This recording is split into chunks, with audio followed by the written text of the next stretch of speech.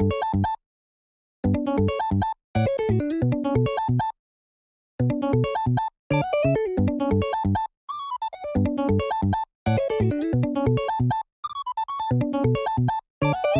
what's up, ladies and gentlemen? Good to see you again. And yesterday was such an amazing day for me. Just want to say a massive thank you to all of you guys that tuned in to my Twitch stream and were supporting me throughout the tournament. I did play in both of the regional tournaments this weekend.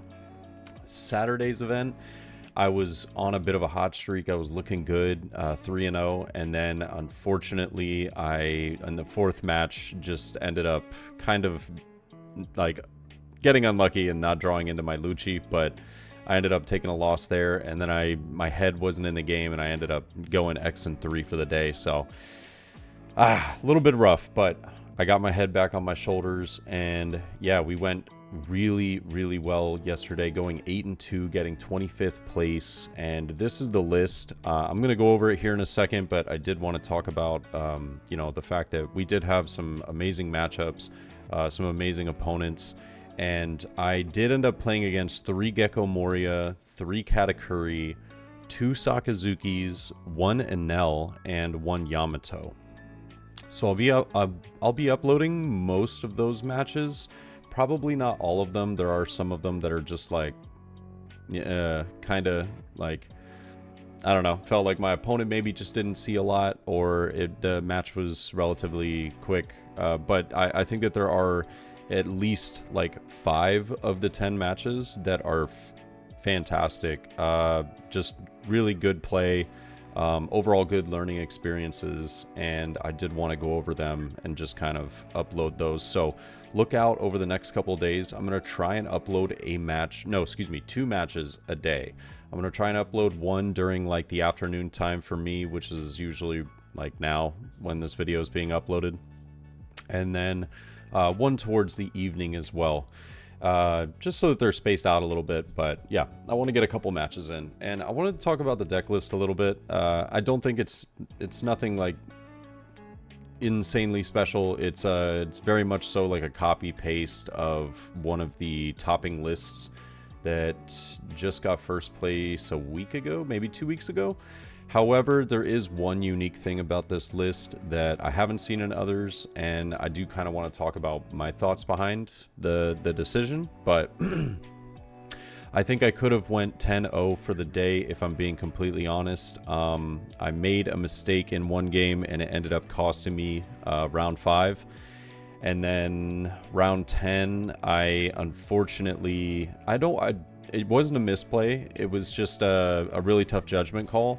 I ended up just not having a Helmeppo or Suru in trash for a really nice Gecko Moria play. So it just ended up being that way. But to go into the list, 4 of Suru, I mean, not much to say about this card. Just 2k counter, fantastic. Subtracting 2 cost to your opponent. This is very useful for Gecko Moria being able to revive from trash, but also simultaneously just trying to get that early board presence if you don't have, maybe a Great Eruption or an Ice Age that you're willing to dispose of. This can just help you get something within range to KO it with Absalom or Lucci. I usually am going first in every single matchup. There's very few that I want to go second in, and the ones that I do want to go second in are usually speaking like Reiju, Perona, but I didn't play any Perona. And I think Sakazuki's a weird matchup. I think that if they're playing stage, I feel like going first is actually fine. But if they're not playing stage, then second feels better. But I don't think it... I don't know. I don't really think it matters that much. I think you can go first or second in the matchup, and it's kind of just good either way. But... yeah, 4 Surus, and we also got the Sindri. This has just been the turn 1 I wanted throughout every game, but unfortunately I didn't have it in most games for the mulligan, but my hand was either just too good to mulligan, or it was I mulliganed into something that just didn't have it. There weren't many matchups that I had like a really bad hand starting, but there was probably about 2. that I was a little concerned about, but we naturally drew into what we needed, and that comes from using leader effect, Sindri to mill cards, brand new to get stuff into trash. I mean, like, it just, there's so much cycle power, especially with Sabo. You know, like, getting all of these cards into your trash makes them useful. Like, none of these cards being in your trash are useless other than your events. Like, those, it kind of hurts. Like, I remember I had a Sindri that unfortunately I trashed the top 5, and I got rid of 3 Great Eruptions in one Sindri play. I was like, what is going on? That was that was a bit brutal. But I'm running 4 of brand new. This is the one card after the 10 rounds yesterday that I could maybe consider going to 3. I wouldn't change much in this list, but this is the one card that I would consider potentially going to 3.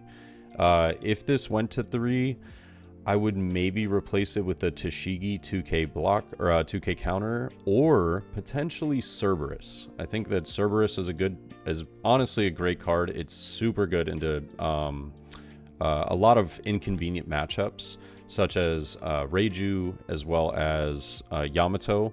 If you play it into Reiju, it forces them to use the 3-cost Niji versus using the 4-cost Ichiji. So, and if they do use the 4-cost, then it's the easiest block of your life. It's a super solid card, but yeah, I don't know. We're running brand new at 4 right now, but after the day, I would consider maybe dropping this to 3, and you could put stuff elsewhere. Helmeppo at 3. I think this is kind of like a really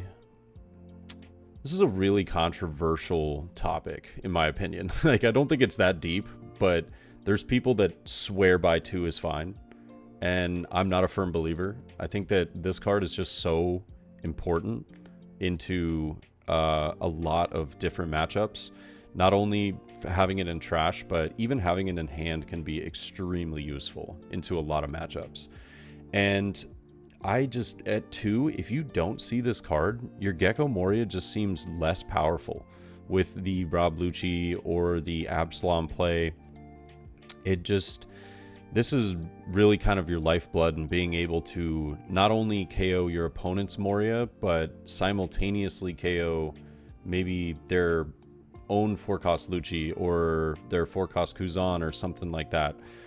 Being able to get rid of 10 Mom as well as something else on the board, like a 4-cost Sanji. This card allows you to get there. If you don't have this, then you just fall short on some of those KOs, and it's I know it's just -3, you know, and Suru's -2, but it is very important. So I think running this at 3 is fantastic. I would not drop it to 2. I tried it at 2. It felt like I missed it so much, and I don't know. I just think at 3, I even still miss the card occasionally, which is wild, you know? And the most important thing to know about this deck is your most important cards should be 4-ofs. Your most important cards should be 4-ofs. And we're going to get to our 4-ofs here very shortly. I mean, obviously we went over, you know, our 2K counters and brand new, but really, like, the lifeblood of the deck we're coming up on here shortly. Now, this is also another controversial take, is almost every single list I've seen runs 2 or 3 Kuzans. I run 1, and the reason why is because, honestly, this card is so great to see into the yellow matchup, but in every other matchup, it's just not necessary. It's like in the Gecko mirror, if you're ahead, this is a fantastic play off of 8-drop Moria. But I know what a lot of people try to say is that you get a card draw out of it. Well, I've got Hogback. Hogback does the exact same thing. I get a card to hand, and I get to choose what it is rather than having the randomization, right? So I can just play Hogback into brand new to get 2 cards into hand if I'm looking for counter power, or if I'm looking for, you know, some sort of utility. Kuzan is amazing. It becomes a threat. It's obviously a bigger threat than Hogback, but having it at 1, I either see the card or I don't. And if I do, it's usually just being milled off the top of my deck. It's being trashed from Sindri, brand new, leader effect. So many different ways that this card falls into trash, and then it can be played back using Gecko Moria. So having it at 1, I felt incredible. Initially, I had this card at 2 just because I saw everyone else was running it at 2. I was like, obviously I need to run it because I can't get, I can't get where I want to be if I'm not doing, the correct play. But after the more and more of testing this deck, 1 just feels phenomenal. I don't think it's like a necessity to see it, but into the yellow matchup, it obviously is just incredible. Yet again, though, don't feel like it's a necessity into yellow. It's just a nuisance for them, and it definitely swings the game in your favor if you're at 3 or less life. But Ice Age and Great Eruption being at 4 just means that you don't really need to see this card as often. I feel like having these cards, you're going to see these so often. There was never a game where I didn't see at least 2 of each of these, and I think that's really important, and that's why I run this at 1. It's also a very easy card to trash using leader effect if you already have a Thriller Bark in trash for you. But moving on to Borsalino. Borsalino is like, it's so great, but it's also just not as great as it once was. I feel like in the previous set, it was amazing. In this meta, it's realistically only good into like certain matchups. Like, it's incredible in the mirror matchup. This card is just invaluable in the mirror matchup. Just getting this card down is, your opponent's like, oh man, like I'm never getting rid of that unless they attack me with it, and then I have to dedicate probably a lot to get rid of it. And Borsalino, it's nice, but I think that running it at 3 is perfectly fine. I've seen some people running 4-4 or 4-3 for Borsalino 3 Sabo. No way. Absolutely not. Sabo is the GOAT. Sabo's the... once we get there, I'll tell you why Sabo's like the best card in the deck. But yeah, Borsalino at 3 just feels perfectly fine. This is really just useful for that mirror matchup. It's not extremely useful into the Sakazuki. It's super great into Yamato.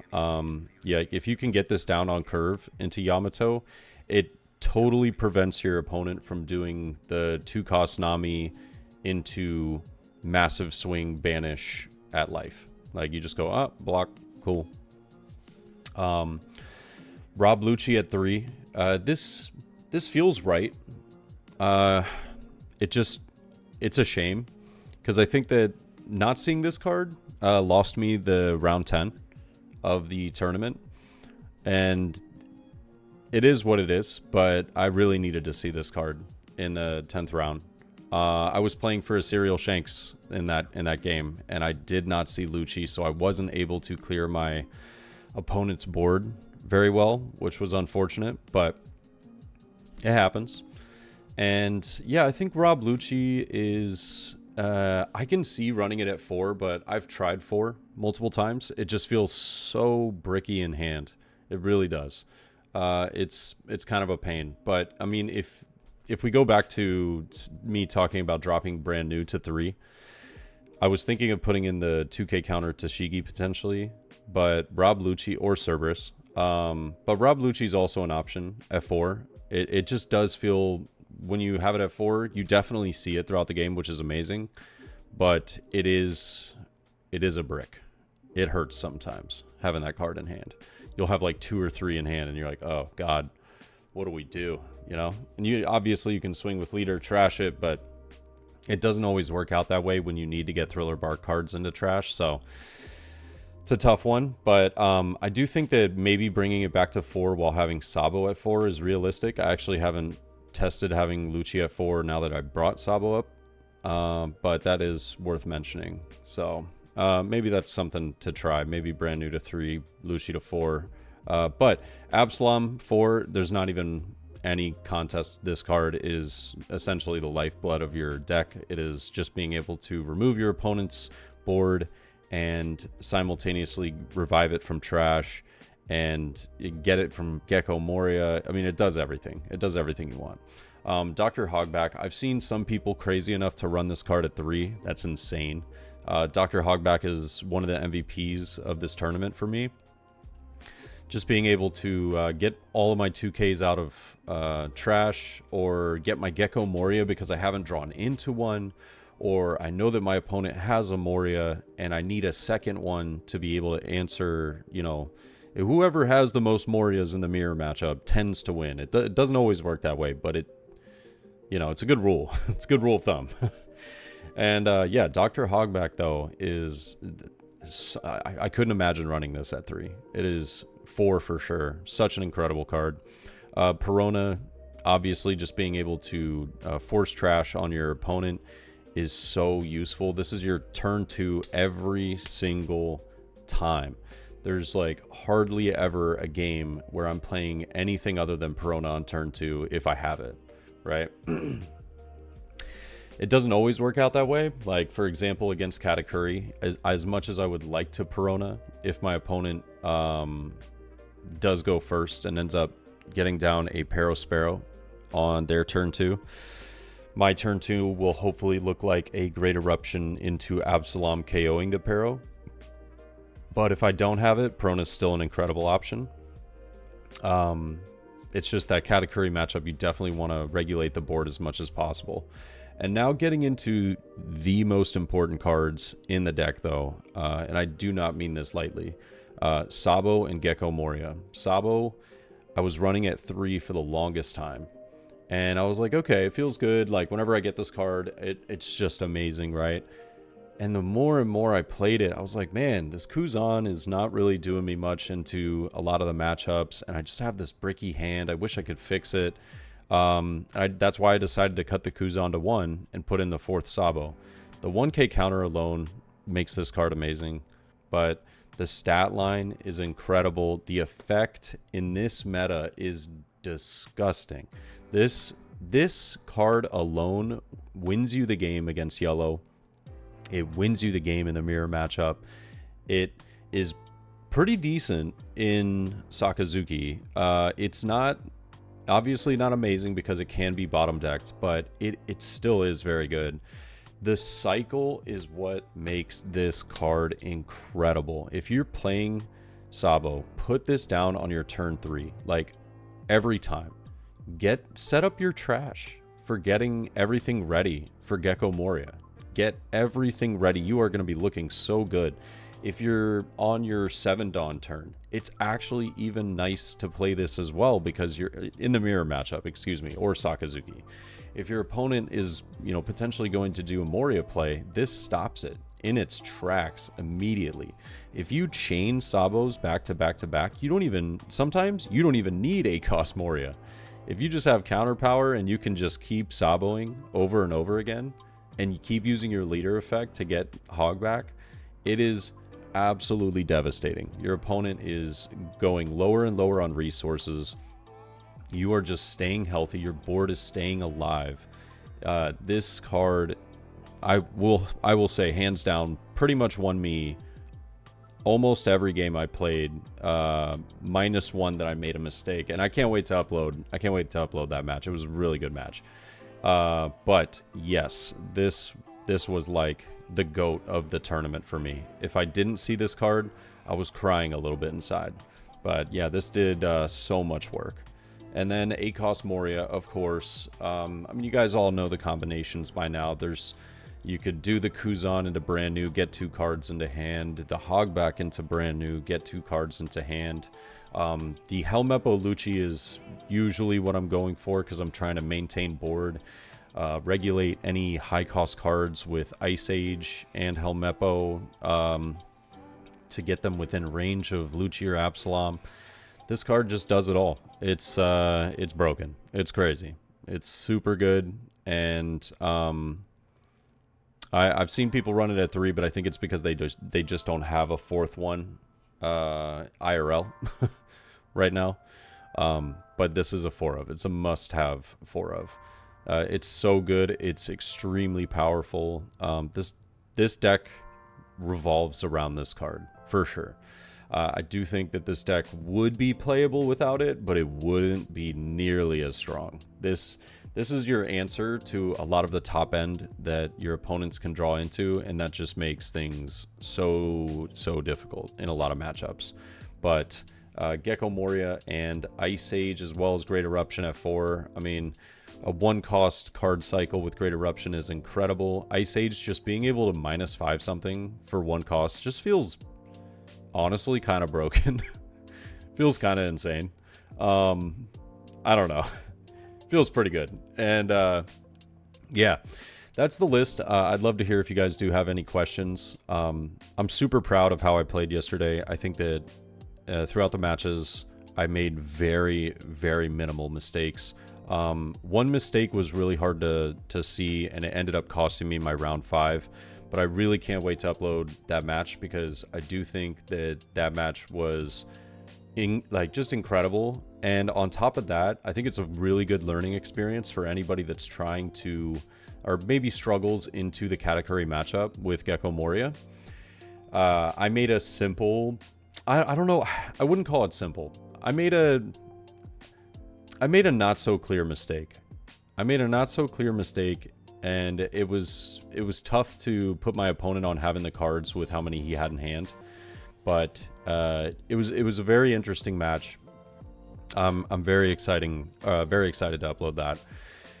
And yeah, other than that, just a massive thank you again, guys. Like yesterday, my adrenaline was pumping. I was losing my mind. At the very beginning of this year, I made a video that I was talking about my goals for the year. My goals were to hit a top 32, because so far the highest I've placed has been top 64. So I've hit a top 32, and I also wanted to, I think I mentioned as well, hitting a top 16. And so now my goals have been updated. I am now going for a top 16 finish, and I'm going for my first ever top 8. I do think I have what it takes to get there. I've been putting in the time. I've been playing a lot on the simulator. Been playing a lot at locals, practicing with friends. I just think it's gonna take a lot more practice. The best thing I can say is that if you're somebody that's trying to get better, this is my first ever TCG, and to find myself in a 1,000-player tournament and getting top 32 is an incredible feeling. Running 8-2 against fantastic opponents. I think the best thing that I can say to get better is 2 things. 1, ask questions. Ask questions to players that are better than you. I do it all the time. I ask people that I know that are better than me what their mentality is on certain turns. Like, why did you do that? Like, pick their brain, get that information. It's so important. It's allowed me to see the game differently, which is extremely helpful, right? And I'm not crazy enough to even think that I'm one of the best players, because I'm not. I know that I have such a long way to go to get there, but just being able to ask those questions is it's a big step. Some people won't, and I think it's important.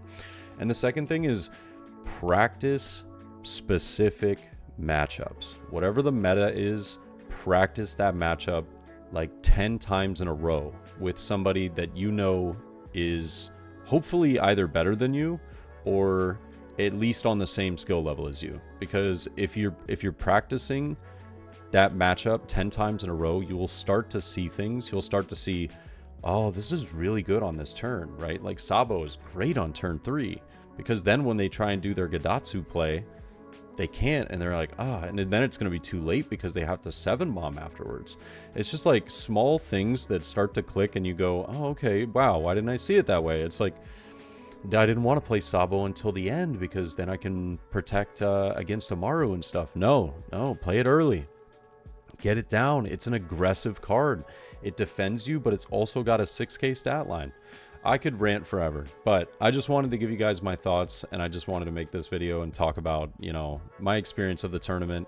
I'm really excited to upload the videos, and thank you guys for all the support, man. Peace.